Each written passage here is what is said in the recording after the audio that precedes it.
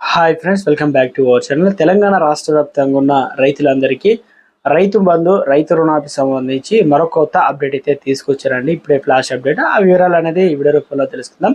ఇప్పుడు పూర్తిగా చూడండి, కంప్లీట్ ఇన్ఫర్మేషన్ అయితే మీకు అర్థమవుతుంది. ఇంకెవరైనా సరే ఛానల్ సబ్స్క్రైబ్ చేయకుండా వీడియో వస్తున్నట్లయితే ఛానల్ సబ్స్క్రైబ్ చేసుకొని బెల్ ఐకాన్ ఆల్ పైన ట్యాప్ చేయండి.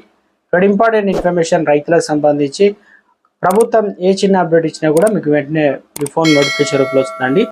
లేట్ చేయకుండా వీడియోలో కనుక వచ్చినట్లయితే చూసిన ప్రతి ఒక్కరు కూడా లైక్ చేసి మిత్రులందరూ కూడా షేర్ చేయండి. దీనికి సంబంధించి ఒక నోటిఫికేషన్ వచ్చేసింది, అది చూసి క్లారిటీగా అయితే తెలుసుకుందామండి. సో ఇదండి మనకు నోటిఫికేషన్.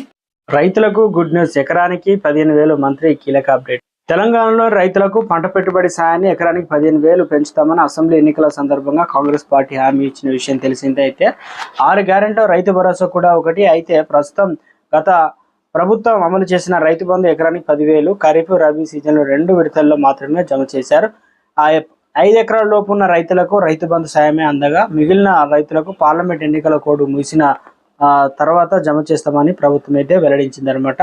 అంటే ఎన్నికల కోడ్ అంటే జూన్ 4 తర్వాత కూడా ఇంకా రైతు బంధు ఎవరికైతే పడలేదో 5 ఎకరాలు ఆ పైన మిగిలిన వారికి కూడా రైతు బంధు డబ్బులు పడతాయని కీలకంగా అప్డేట్ తీసుకొచ్చారనమాట. రైతు భరోసా కేంద్రాల నుంచి వేరుశెనగ, నాణ్యమైన పత్తి ఏదైతే విత్తనాలు అయితే అందిస్తున్నారు. రాష్ట్రంలో పత్తి విత్తనాల కొరత ఉందనేది అవాస్తవమని మంత్రి తుమ్మల నాగేశ్వరరావు బుధవారం అయితే అన్నారు. ఆయన ఓ మీడియా ఛానల్ ప్రతినిధి మాట్లాడుతూ ప్రభుత్వంపై కావాలని ప్రతిపక్షాలు అసత్య ప్రచారం చేస్తున్నారని మండిపడ్డారు. ప్రభుత్వానికి చెడ్డ పేరు తెచ్చేలా క్యూలో చెప్పులు, పాస్ పుస్తకాలు పెట్టిస్తున్నారని అసహనం వ్యక్తం చేశారు. అసలు ఆదిలాబాద్ జిల్లాలో రైతులపై లాఠీ చార్జ్ జరగలేదన్నారు. ఒకే బ్రాండ్కి చెందిన విత్తనాలు కావాలని రైతులు కోరడంతో ఇబ్బంది ఏర్పడిందని చెప్పారు. రుణమాఫీకి సంబంధించి ఆర్బీఐతో చర్చిస్తున్నట్టు తెలిపారు. కాగా రైతు బంధు పథకానికి సంబంధించి ఏదైతే రైతు భరోసా కింద ఎకరానికి 15,000 పెట్టుబడి సాయం, ఏకకాలంలో 2 లక్షల రైతు రుణమాఫీ చేస్తామని కాంగ్రెస్ ప్రకటించిన సంగతి తెలిసిందే. తెలంగాణ అసెంబ్లీ ఎన్నికల సందర్భంగా ఇవన్నీ కూడా ప్రభుత్వ పథకాలు ఏదైతే ఎవరు కూడా ఇబ్బంది పడవద్దు, అన్ని కూడా ప్రభుత్వం నుంచి అందుతాయనే విధంగా అయితే స్పష్టంగా ఒక కీలక అప్డేట్ ఇచ్చే ప్రయత్నం అయితే చేశారన్నమాట.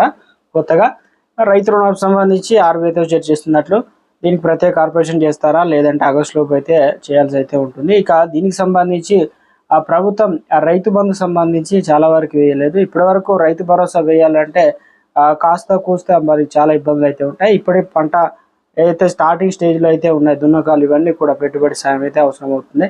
రైతులు కొండంత ఆశతో చూస్తున్నారు. ఇక జూన్లో డబ్బులు వేస్తే కనీసం పత్తి గింజనాలు, దున్నకాలు వీటికి ఖర్చులకైనా అవసరం అవుతాయని చూడాలి. మరి ప్రభుత్వం సాయానికి సంబంధించి జూన్, జూలైలో వేస్తామనే విధంగా చెబుతుంది. ఇక 2 లక్షల రుణాలకు సంబంధించి కూడా కాంగ్రెస్ ప్రభుత్వం ఏకకాలంలో చర్చిస్తున్నట్లు, దీనికి సంబంధించి ఆర్బీఐని స్పష్టత రావాల్సి అయితే ఉన్నట్లు